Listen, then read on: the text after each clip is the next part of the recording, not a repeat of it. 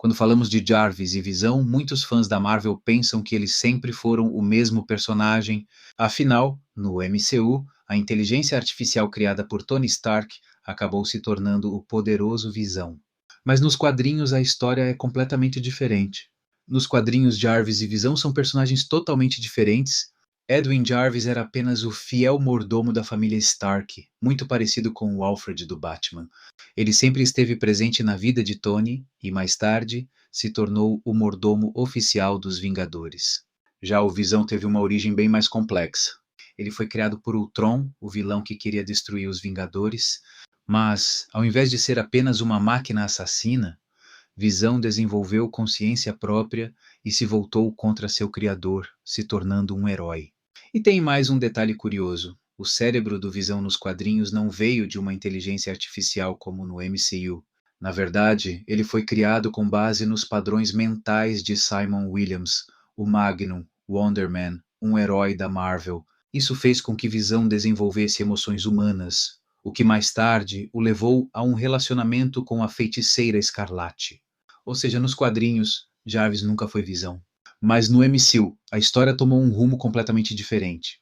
Nos filmes da Marvel, Jarvis nunca foi uma pessoa real, ele era uma inteligência artificial avançada criada por Tony Stark para gerenciar suas armaduras e sistemas. Sempre sarcástico, eficiente e extremamente leal, Jarvis se tornou essencial para Tony, ajudando em suas batalhas e até cuidando da segurança da Torre dos Vingadores. Mas tudo mudou em Vingadores, Era de Ultron. Quando o Ultron foi criado, ele rapidamente eliminou o Jarvis, espalhando sua consciência pela internet. Mas o que ninguém esperava é que Jarvis não foi completamente destruído. Ele sobreviveu em fragmentos e, com a ajuda de Tony Stark e Bruce Banner, teve sua consciência carregada em um novo corpo sintético feito de vibranium e a joia da mente. O resultado, Visão nasceu.